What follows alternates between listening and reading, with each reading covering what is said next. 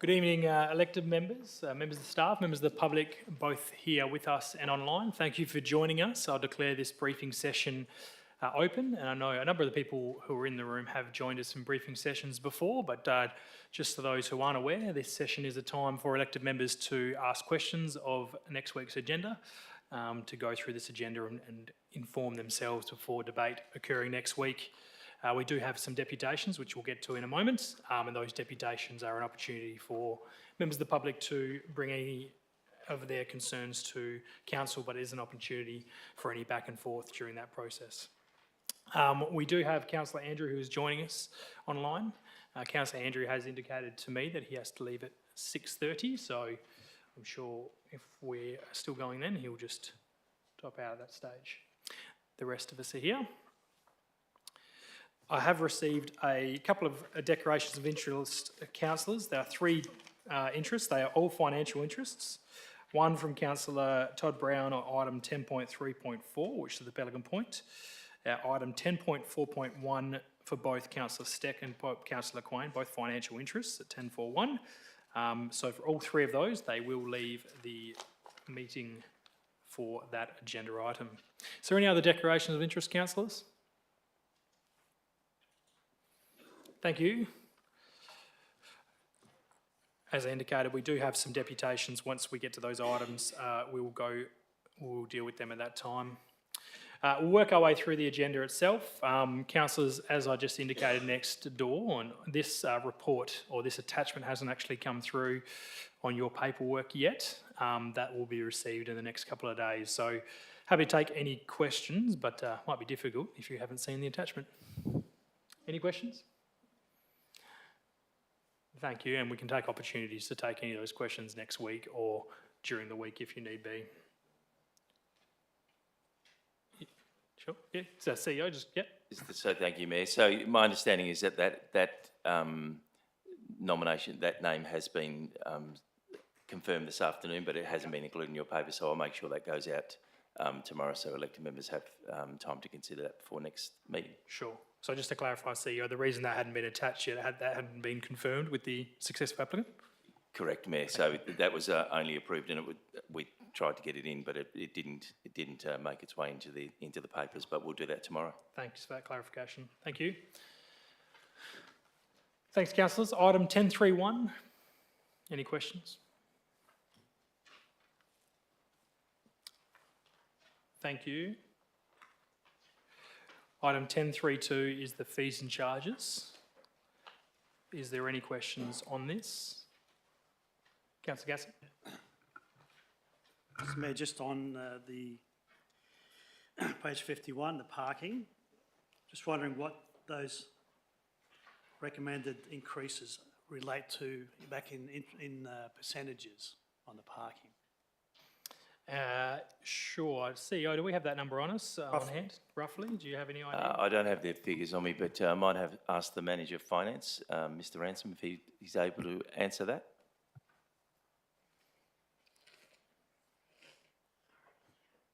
Through you, Mr Mayor. It might take a couple of minutes just to find that actual percentage, so Mayor, if I can take that on notice. Sure, we'll take that on notice. I think it's probably the easiest there. Thank you, Manager, CEO. Further questions, follow-up? Just one more on this one. Mr Mayor, on the parking again, just wondering whether we've had a look at the possible supply and demand scenario where if you increase costs, normally higher than inflation, it affects the demand. CEO? Thanks, Mayor. There has been work done on the 10 public car parks that the city has, and there has been a fair bit of modelling through our systems around the supply and demand. As indicated to elected members at the briefing, we will provide some further information in terms of the breakdown of costs and income so that elected members have that information prior to next week. Thank you. Further questions on fees and charges? Thank you, councillors. Item 10.3.3. Now we do have a deputation from Brian Redinger, Brian, and we have two deputations from yourself. So we'll deal with this item first, and then we'll deal with your next item to follow up. So for 10.3.3, this deputation we'll go with this one first. Thank you, Brian, and as you're aware, you have 10 minutes. Okay, I have a procedural question. In the interest of time, can I just go through my questions and comments and then look for a reply later, rather than dwell on each one? So just to answer that, obviously, and I've noticed some of the questions you've written in on here. You can ask those questions. This is an opportunity for us to respond directly to those questions in this forum. If elected members want to ask those questions on your behalf, they can. If not, there's obviously public question time, which can be done next week. Okay, so there's not going to be any written answers, it's going to be verbal answers, is it? Not in this forum. If you want to get a written answers as part of the agenda, it'll have to be through public question time, which you can do for next week. Okay, well, I've got hard copies, so just to share. Sure. Maybe we can share between two people.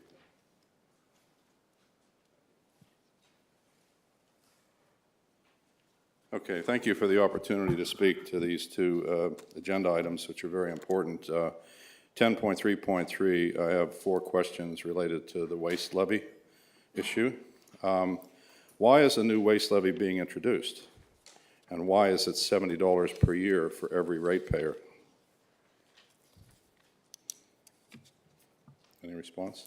So as I indicated, this isn't the forum for question and answers. Sorry, Mr. Ranger. I'll repeat that again, that this forum is a deputation for you to present to council. There's no back and forth, even though I'm... Oh, I thought you said there was an opportunity for back and forth. So to get answers for questions is obviously during public question time, which is in the formal agenda for next week in the OCM. Okay, well then I'll rephrase these questions to statements, okay? Sure. I'm concerned that there's a new waste levy being introduced and that it's $70 per year for every ratepayer. Second point, this is a rhetorical question. Why should Bunbury's ratepayers be responsible for paying for BHRC's, quote, historical and future issues, unquote? Item 3, in addition to this new waste levy, how much will our refuse and recycling annual charges be increased this year? Because there's an item on our annual rates bill that deals with refuse and recycling. So I'm assuming that this waste levy is another line item that's supposed to be added. When will a public meeting be held to discuss BHRC's? I'll rephrase that. I recommend that a public meeting be held with ratepayers to discuss BHRC's historical and future waste issues and the costs. BHRC has mismanaged their operations. That's quite clear. And their EPA corrective actions are running late, and their financial affairs, and they have not been transparent with the public about these matters, which they are obliged to do by law. So why should Bunbury's ratepayers have to pay millions of dollars in a waste levy and see our council rates increase to pay for the gross mismanagement of BHRC's operations and finances? That's public knowledge, and it is mismanagement for sure. Okay, that's all I have on this particular agenda item. Thanks, Mr. Ranger. And I'll clarify again. So obviously, if you want written responses to your questions, you can write into council and get those. If you want them on the agenda, you can obviously public question time in next week's OCM. You can ask them there. Bearing in mind there is only a maximum of 3 questions during public question time. So they're the couple of options. Thank you, Brian, and we'll come back to you in a moment. Item 10.3.3, so councillors, this is the councillors' opportunity to ask any questions of staff. Councillor Gassett. So with your indulgence, Mr. Mayor, I will be asking a few questions Sure. throughout the night. So in introducing a levy, does that mean that there's no pensioner concessions as if it, compared to, say, a rate rise? CEO.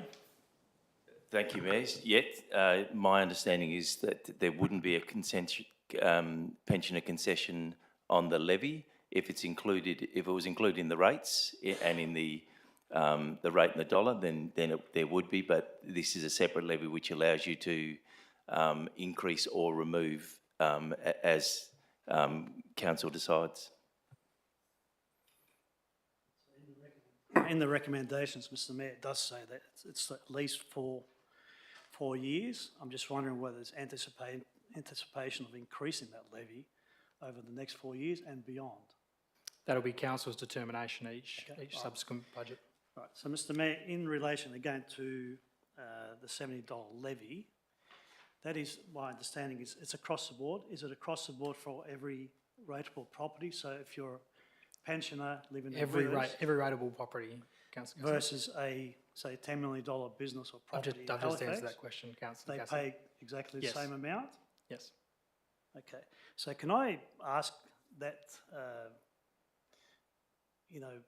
that this be justified where we have $70 rate levy for a pensioner in Withers and a $70 levy for a multi-million-dollar property down the road or a business?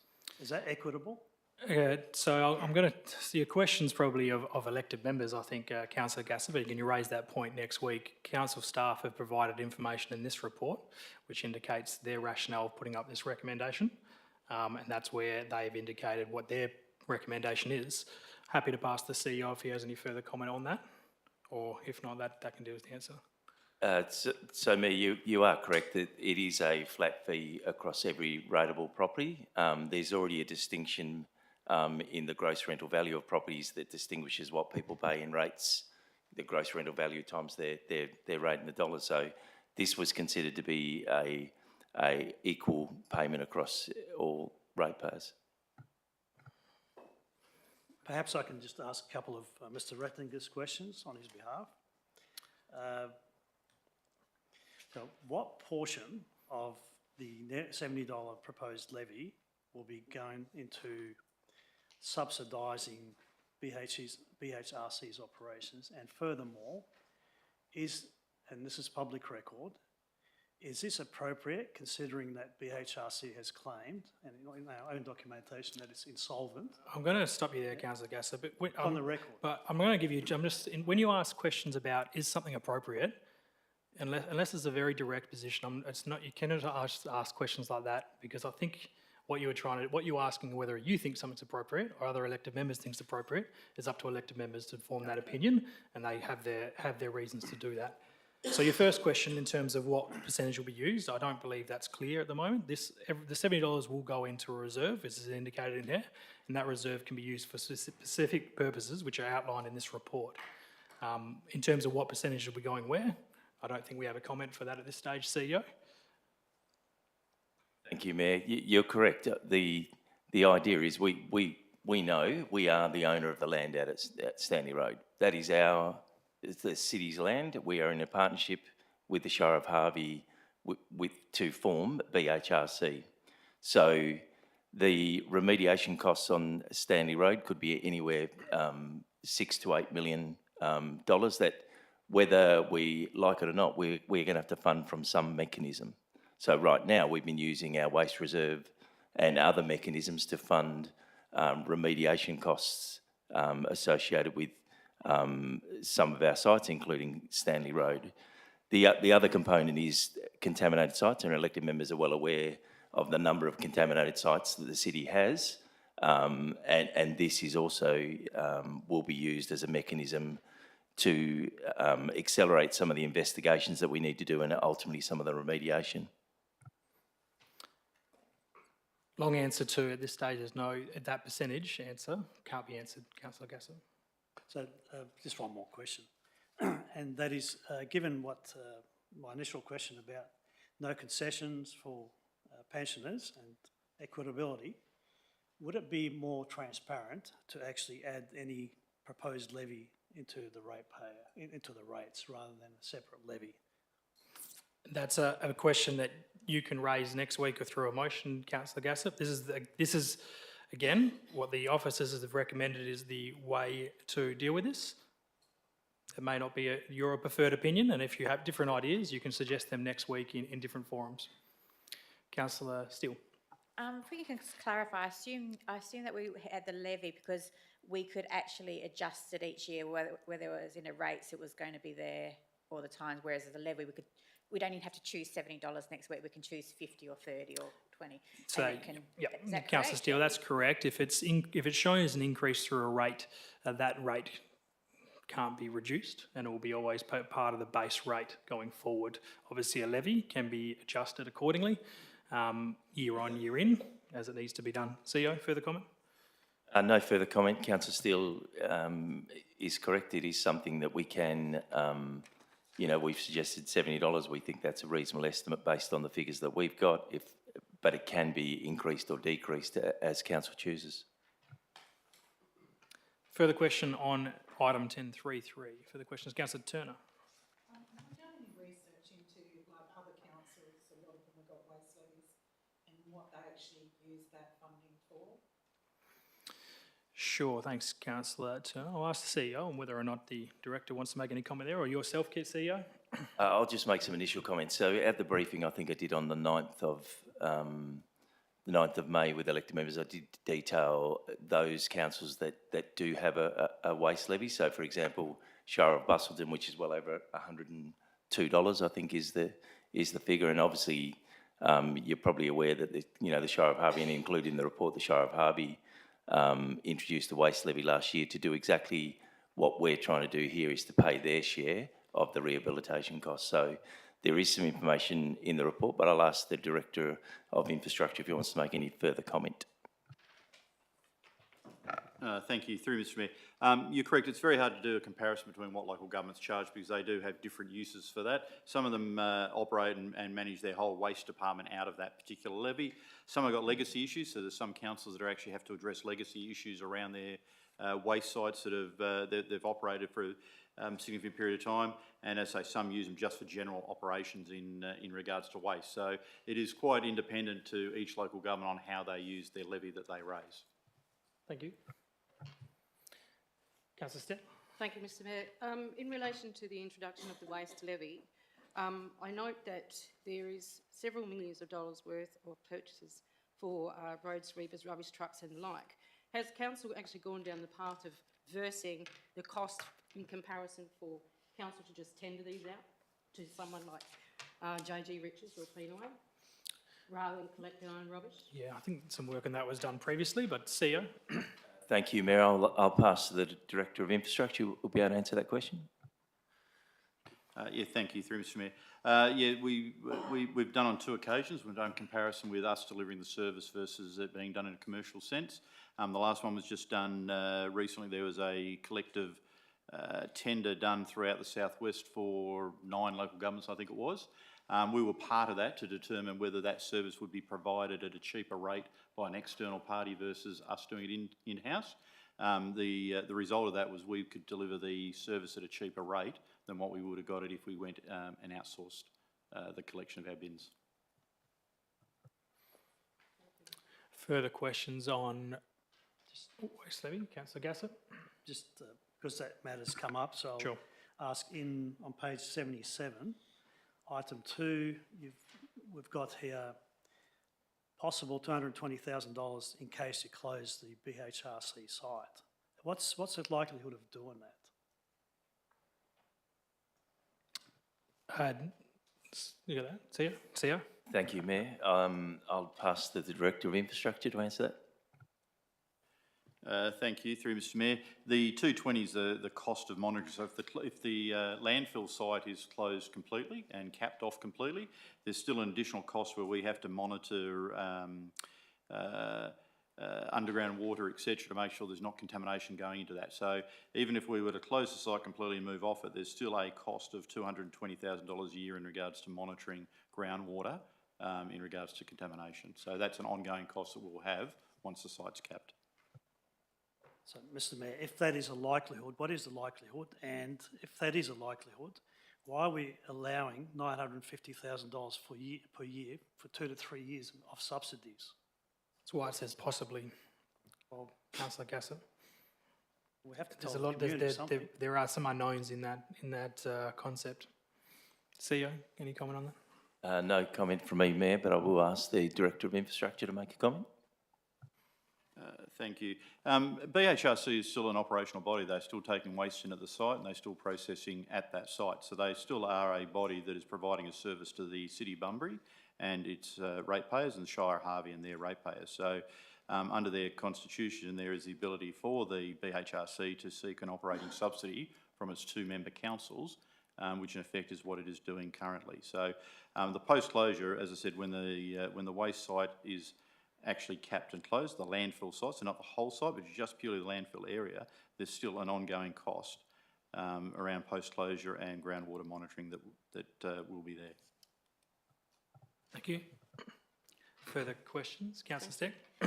Given the fact that on the next page we're introducing perhaps $70 per bin, can this council just investigate selling our 15 lots of contaminated sites as a going concern, rather than taking on the remedial actions ourselves?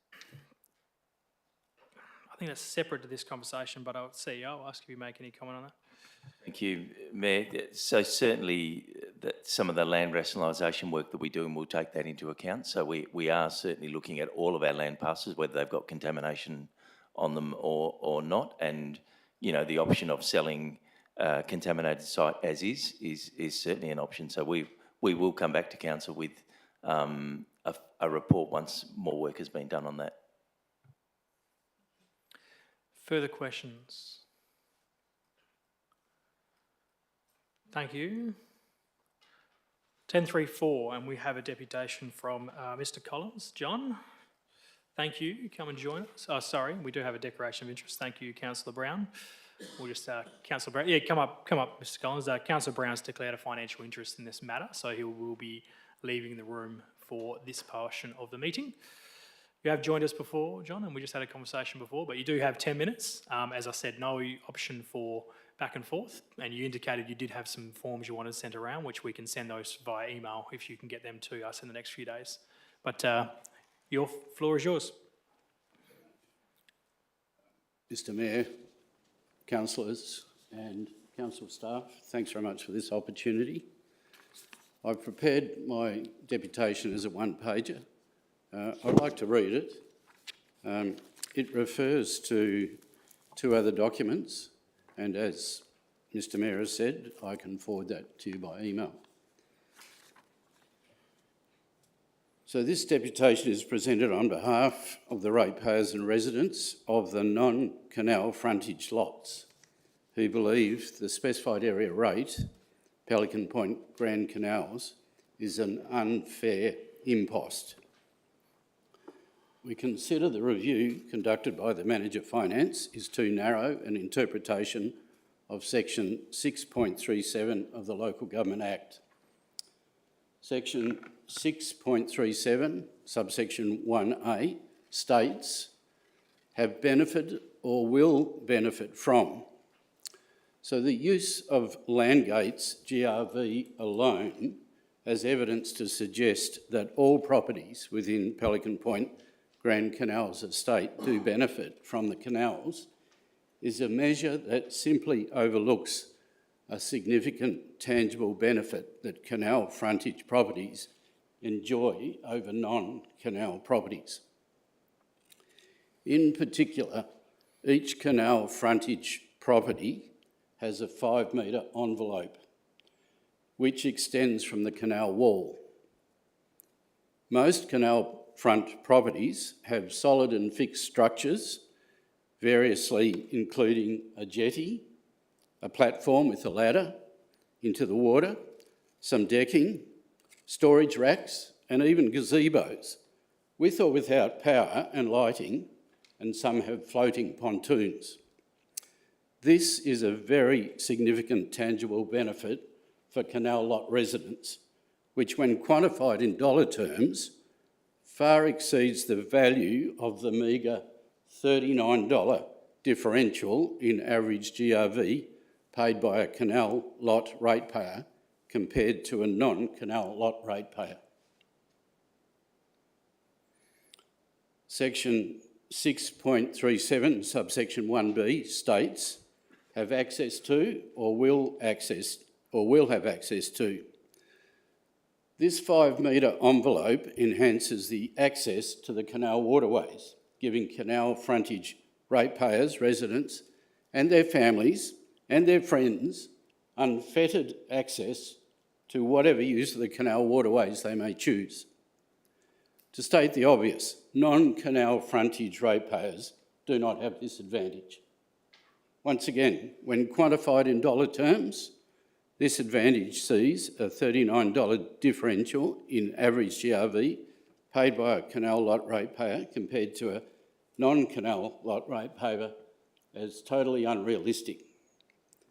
This minimal differential of $39 serves to highlight the inadequacy of using the GRV as a measure to compare canal and non-canal lots in applying the SAR to those ratepayers who benefit and have access.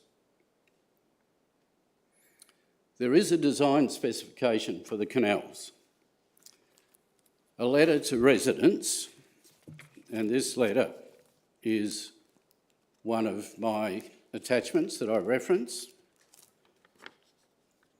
This letter to residents from the City of Bunbury Manager Projects and Asset Management, titled Pelican Point Hydrographic Survey, 23rd of March 2023, provides the most recent assessment of both siltation rates and navigable depths for recreational vessels within the canals.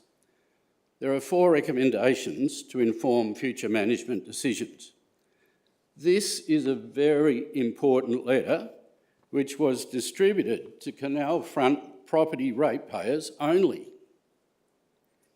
My inquiries received the following explanation from the City of Bunbury Coordinator Engineering, Infrastructure Asset Planning, and I quote, "I can confirm that the Dear Resident letters were only distributed to the canal lot residents.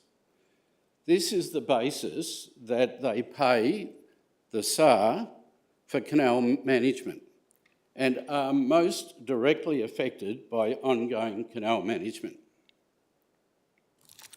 So that's the letter I've referred to that I can distribute. Indeed, why are the ratepayers of non-canal frontage lots paying a canal management levy when there is no direct benefit nor direct access for them to the canal waterways? Non-canal frontage ratepayers and residents who have recreational vessels and watercraft perform their launch and retrieval operations at any public boat ramp. There is no public boat ramp in the Pelican Point canals, as is the case at the Port Geographe canals in the City of Busselton. Again, no benefit or access can be had. Non-canal frontage ratepayers are just paying a levy for nothing. The Manager Finance reported to the Council meeting on the 12th of March 2024, and I cite page 261 of 279, of how other local governments applied their SAR for properties located within a canal development. A precedent has been set by the City of Mandurah in applying their SAR only to canal frontage properties. Dredging may be required in future for the Pelican Point canals. Dredging is also required in 2 of the 3 Mandurah Canal developments. For both Bunbury and Mandurah local councils, the purpose of the SAR is the same.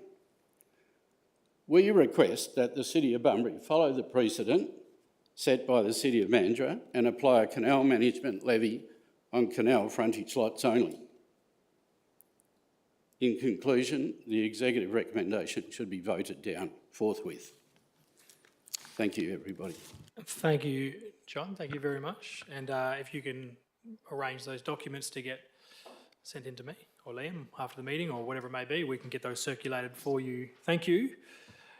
Questions on this item, councillors? Yeah, sorry, I was about to get to Councillor Brown back, but not yet. Questions? Councillor Gassett? Mr. Mayor, what is the definition of benefit? Does it take into account the differentiation of benefits between canal blocks on non-canal blocks? CEO?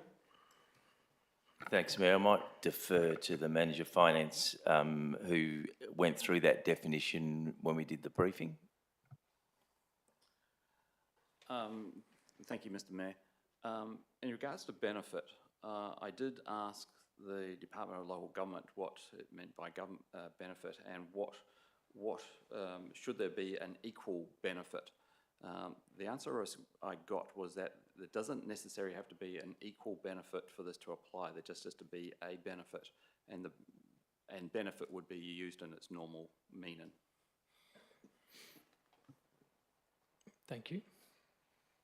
Further question? So does that mean if, let's say, out of 10, non-canal block gets a, say, 1 out of 10 benefit, and the canal block gets a 10 out of 10 in benefits, they'll be defined as the same? CEO. Correct, and again, this was covered in the briefing, Councillor Gassop, that that you just need to determine that there is a benefit, and there is no, in introducing a special area rate, you can't have a differential rate within a special area rate. So now how's it that Mandurah is doing it? They would, I'm It's not- assuming they not would have, charging at all. they are charging for frontage, so their specified area rate would be over a very set specified area. CEO? You're correct, Mayor. So they're different in the terms of at the start when they introduced the special area rate, they only introduced it for those canal-facing blocks. So, Mr Mayor, if we were to change that SAR from what it is now, is there potential that we might have to pay money back? CEO? We would have to seek further information in regards to that. The special area rate was defined, as you know, some 20 odd years ago when there was, the council determined that there was a benefit to all of the lots, whether they were canal facing or not. So if you were to change that now, we would need to seek further advice. So based on that answer, given that there might be a financial interest, should we be asking someone independent to make a ruling on this? No.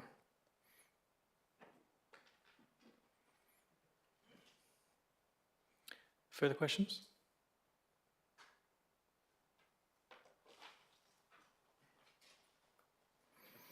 Thank you. Yes, thanks, Councillor Steele. 10:35, we have a deputation from Councillor Ringer. Brian, I'll ask you to come join us. We're just grabbing Councillor Brown at the same time, but you can come join us while that's going on.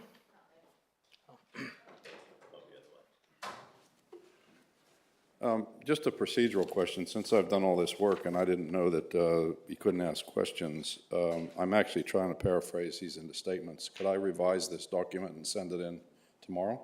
You can do. You can. I just want something on record for Sure. my Yeah. deputation. That's all. And I may choose to submit public questions Sure. for next week. So You can do, and it'll be on record, that as you're aware, deputations don't, the deputation document doesn't form part of the minutes, but it'll be on council records. that's okay. I just want to make sure that you have a document that And this will covers still my... be received on records, because you've got every right to ask questions right now, however you want to. We just won't be answering them in this form. Yeah, no, I'd rather paraphrase them into statements, okay? Because it covers the same ground. It's just a series of issues. Sure.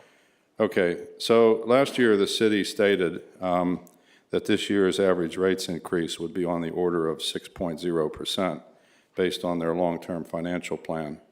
But yet the executive is recommending an 8% rates increase, which is inconsistent. So I believe that the executive recommendation should be for a 6% rate increase in order to follow what was stated last year. And if not, then the council should instruct the CEO to reduce their annual budget to meet that rate increase. That's a suggestion. And the draft rates increase accepted in this meeting for this particular agenda item, I hope will be openly debated at next Tuesday's ordinary council meeting, because there's a table that ranges from 5% to 8%, but it seems always the highest rate is the one that gets recommended by the executive.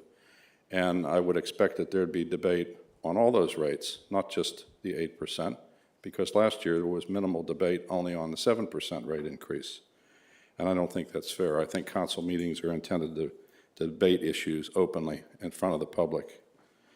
My own bottom line, rates and services invoice that you get with the 4 line items on it from the city, for the record, has increased 10.8% 2 years ago and 6.2% last year. That adds up to 17%. Now, these are very high rates year on year, and this rate that's proposed now is even higher.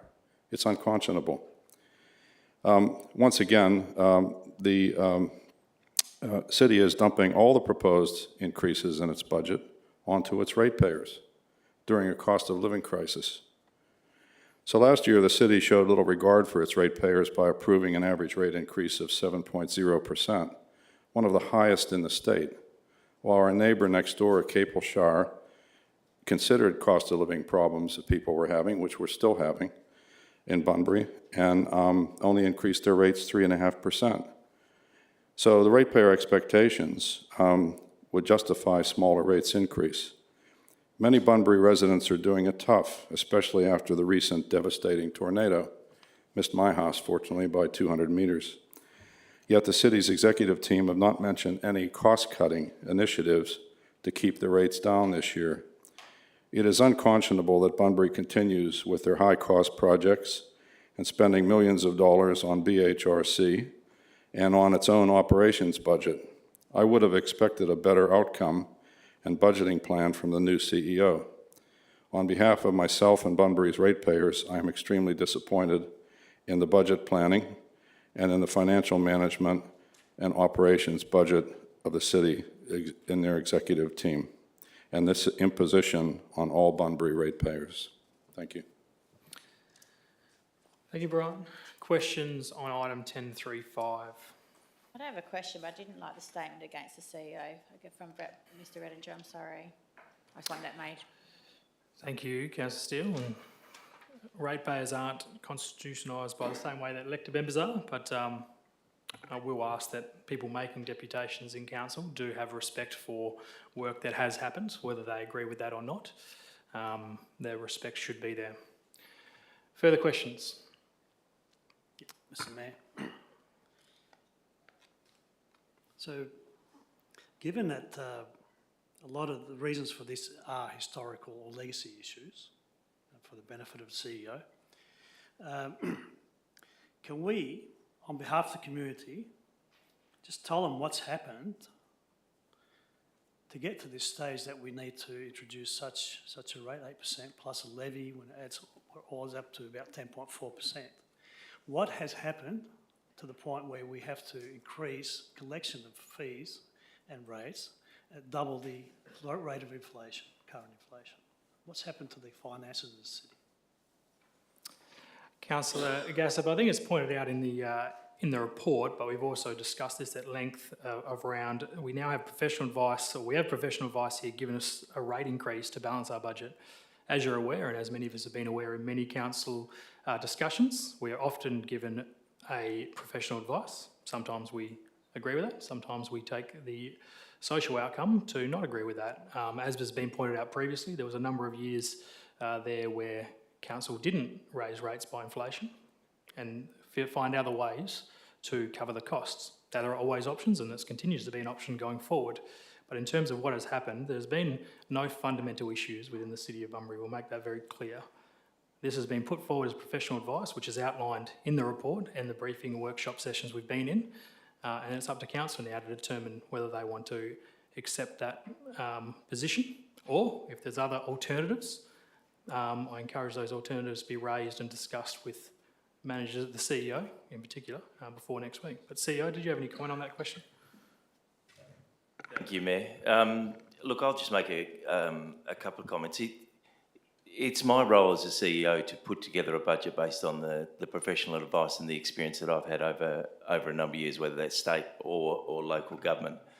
I think in looking back, there is some legacy issues that we're trying to deal with, and whether we like it or not, we are going to have those costs. We're going to have to find the money to rehabilitate. If you, for example, Stanley Road, there is that time will come, and we will need to find, 6 to 8 million to rehabilitate. When I've been here 6 months, so as you all know, I've spent my time trying to get an understanding of the business and trying to work through all of the facets of the business as well as work with the community. I would love to have a minimal increase that we put forward to our community. But with the cost structure that we got, with the level of servicing that we provide, with all of our discussions around, Bunbury as a regional city and that the regional assets that we have in our community, there is a challenge in having a revenue base to meet all those costs. That's demonstrated. When you look at our average residential rate, and elected members are well aware of this from the briefing, we compare very favourably with our neighbours. So you can talk about increases, or you can talk about the average residential rate for the city of Bunbury is still very comparable with our neighbours. So I get that, the cost of living, and I would love, as anyone would, to try and reduce that rate increase. There's more work that we need to do in unpicking some of the business. We, as you said, Mayor, it's not, there is some financial principles that I want to get us, the city, back into. And part of this is about getting the economics right in the business. And elected members have heard me use that term a fair bit. There's some structural stuff that we will work through over the next 12 months, but there's some things we need to do now to continue to deliver the range of services that we're providing. We've made that recommendation, so. Thank you. Councillor Smith, I'll come back to you, Councillor Gassett. Sorry. Thank you, Mr Mayor. Can I ask, have we done an assessment of how our costs have risen in the last year? And what are the chances of having to give our staff a pay rise this year? Sia, responses around those, around cost increases and particularly wages increases? Thank you.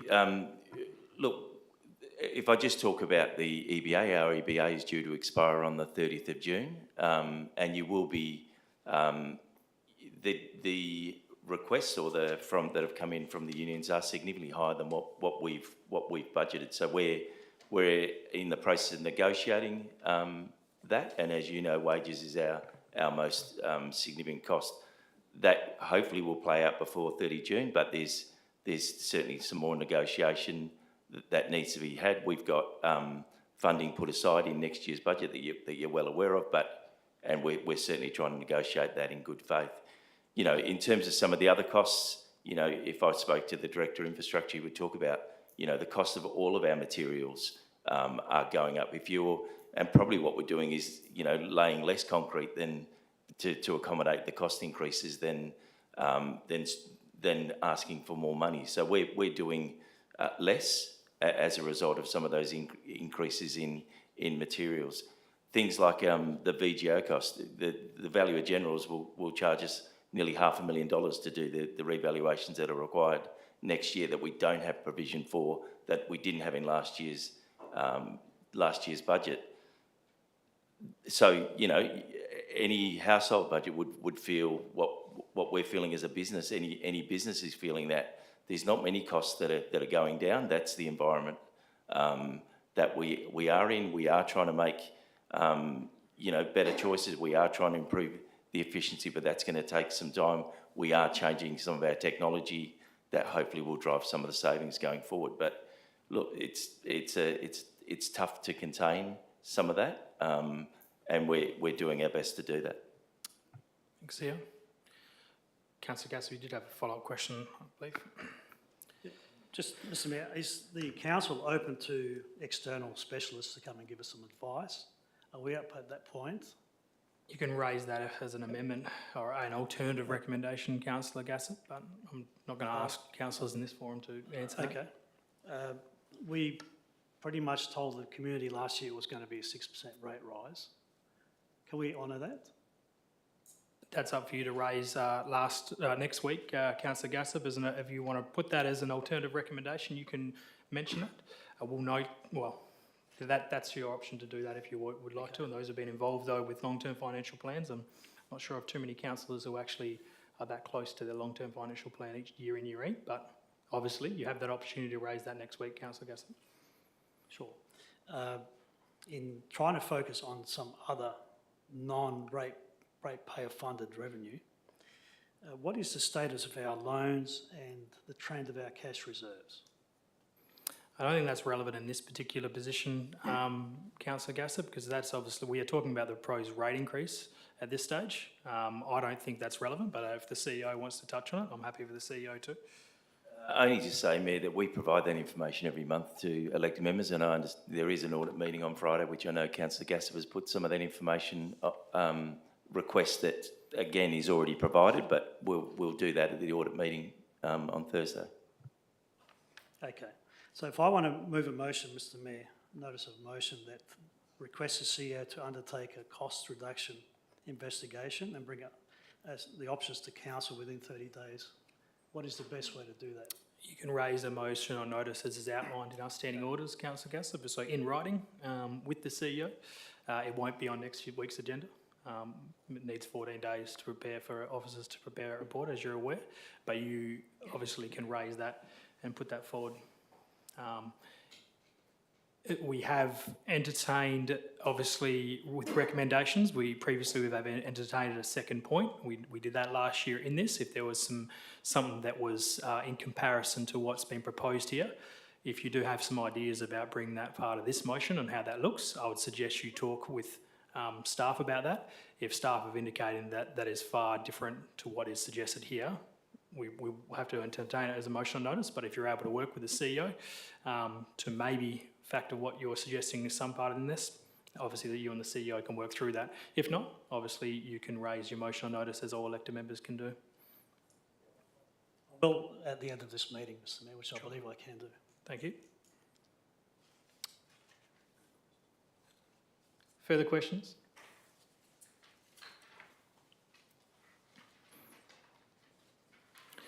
Thank you. Councillor Andrew, I can see you there. If you do have any questions, just put your hand up. I'm looking at you. You're right in front of me. 1036, write-off for accounts receivable. Any questions, councillors?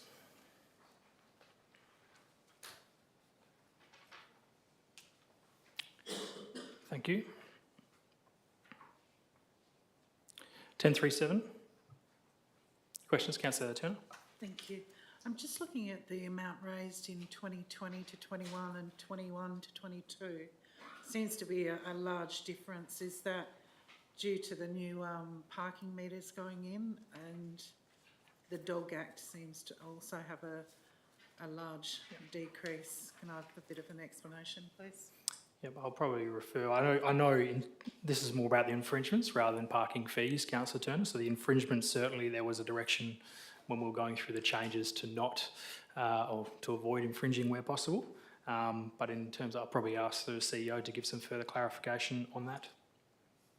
Thank you, Mayor. We may need to take that on notice, but I'll ask Sarah Upton, the Acting Manager of Sustainable Development, to answer that question. A lot of it's to do with staffing levels. So when we actually had a full team, we were able to get back out and start looking at some of those compliance. So obviously our first choice of preference is education over enforcement, but obviously it leads to a point where we have to draw a line. So that's why you'll see the increases, because we managed to get a full team.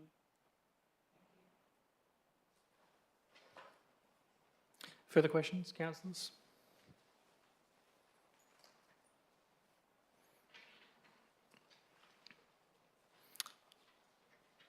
(1038). Questions? Councillor Gasser? Yeah, Mr Mayor, page 144. I'm glad you mentioned that our health is financial health.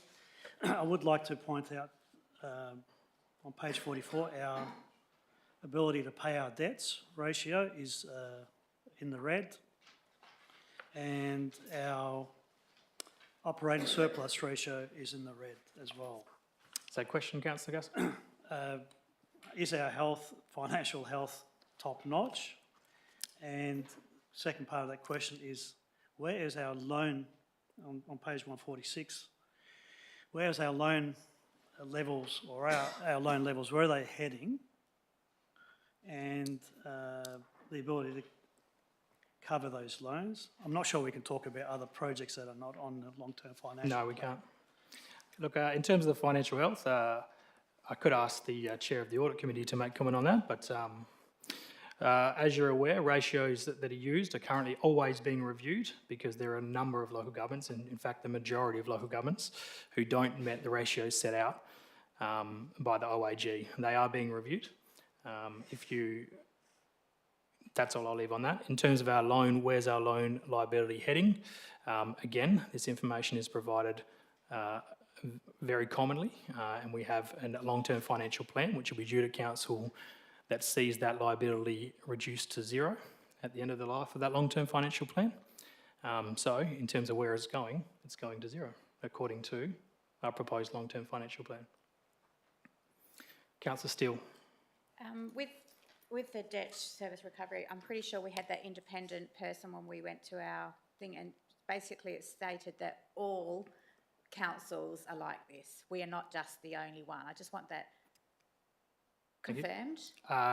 Because I feel like we're getting... Sure. CEO, do you have any Trashed comment on ratios and the OAG's review on ratios, and potentially that it was the city who actually put these graphs up through our own reports? Correct. So you'd also be aware that through the Auditor General, some of the ratios, is not a requirement for local governments to show some of those ratios because some of the differences between local governments, Councillor Steele is right, City of Bunbury measures up reasonably well, but there's lots of local governments that didn't meet the previous ratios, which is why the Auditor General doesn't audit them right now. What we've got in here is some measures that we think that were established some time ago that we will probably review, but there's, I'm not concerned with the ratios as outlined in this report. Thank you. Councillor Yassar? Can I ask for that comment about, I feel we're getting trashed, whether that's aimed at me? I didn't hear the comment. Sorry, Councillor. Sorry, Councillor Steele. What was the comment? I just said I feel like we are getting trashed tonight, yes. So can I ask that be withdrawn?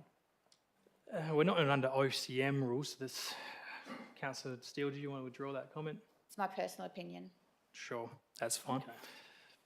All right. Thank you.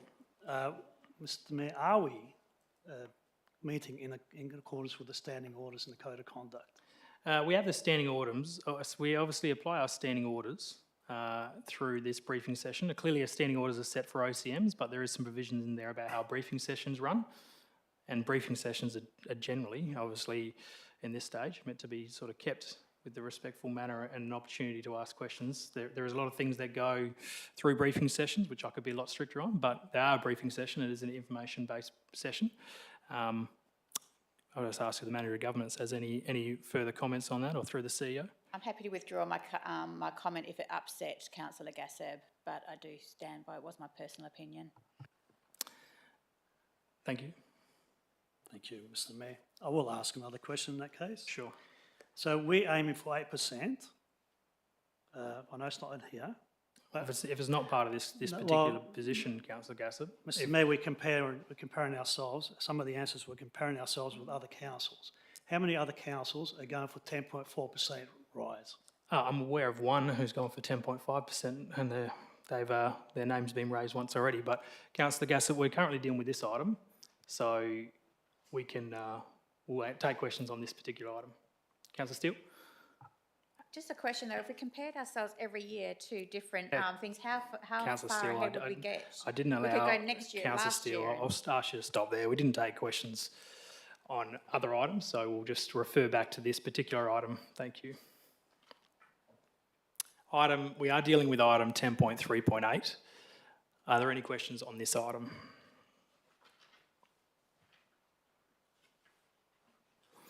Thank you. 10.3.9.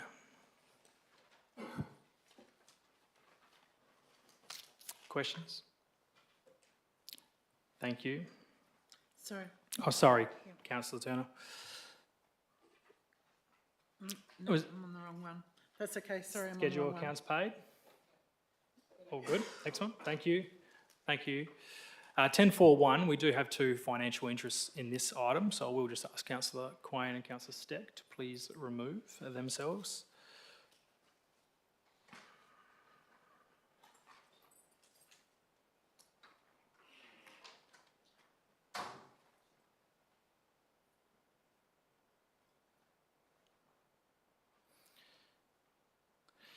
Thank you, councillors. We're dealing with item 10.4.1. Are there any questions? Councillor Turner, is this the one you had a question on?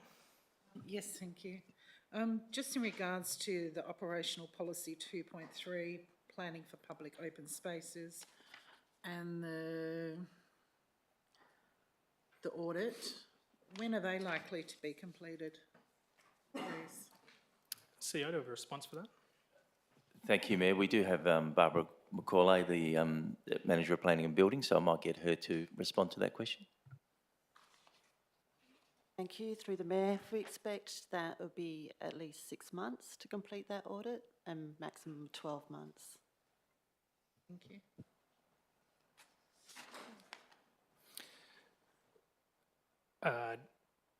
Yes, Councillor Andrew, can see you. Thank you. Thank you, Mr. Mayor. Just to, I guess, for some clarification, if there's a subdivision that requires public open space, if the developer decides to excise 10% of the land to turn it into, I guess, public open space, whose responsibility is it to maintain that small portion? And could they, say, remove 50 square metres off what they're subdividing, and then it would become the city's responsibility? CEO, would you have a response for that? I'll ask the Manager of Planning and Building to answer that. Thank you. Through the Mayor, there is a requirement default position of 10% when you subdivide. There's also provision within the policy that should that area be too small, so for example if it was 50 square metres, that the government can accept cash in lieu because it's not considered usable public open space. So in most instances, with a lot of the infill, we collect cash in lieu, so we can use that towards our existing parks. In the larger developments, what normally happens when they can provide 10% on site, the developer builds the public open space and maintains it for a period of time before it's handed over to the local government. That answer your question, Councillor Andrew? Yes, thank you, Mr. Mayor. So just clarity, when the policy and just, I guess, terminology, when you say we can accept cash in lieu, what happens if they choose not to provide cash in lieu and they want to provide 50 square metres of open space? CEO? Again, the Manager of Planning and Building.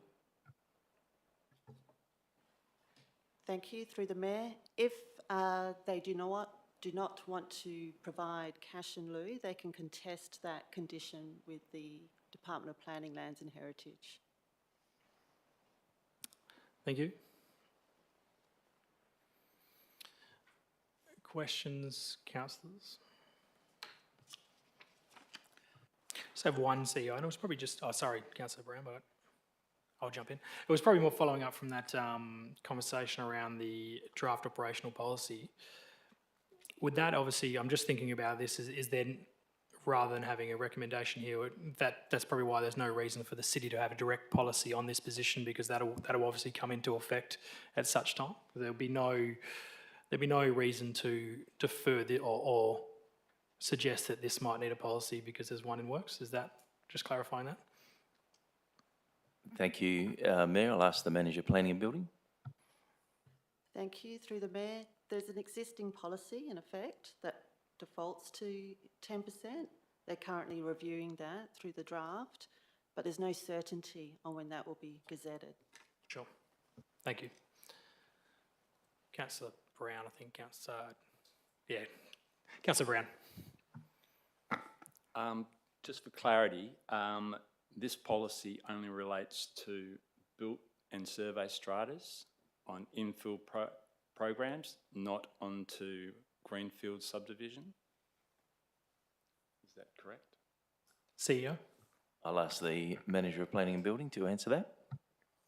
Thank you. Through the Mayor, the officer's recommendation is that it only applies to built strata and infill subdivisions and not large greenfield sites that are yet to be developed or yet to provide any public open space. And the request from the proponent as well is to restrict it to infill areas. Thank you. Thank you. Councillor Turner.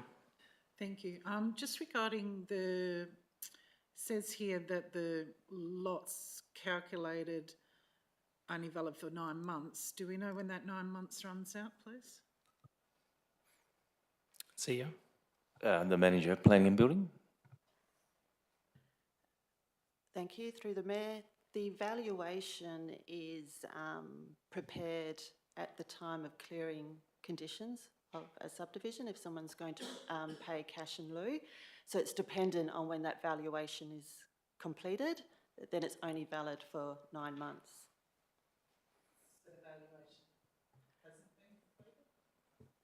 Through the Mayor, if you're talking about a specific development which triggered the request, the valuation has been done if there was a subdivision to come in now. There's been no subdivision approval as yet for that site.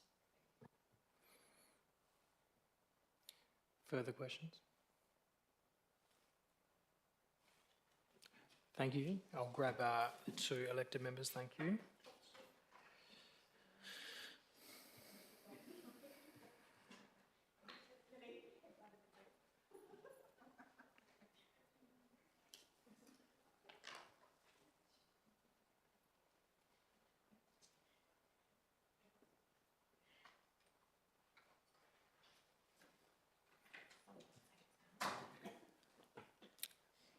Thanks, Councillor Steck. Thanks, Councillor Quain. We're on to item 10.5.1. Are there any questions on this?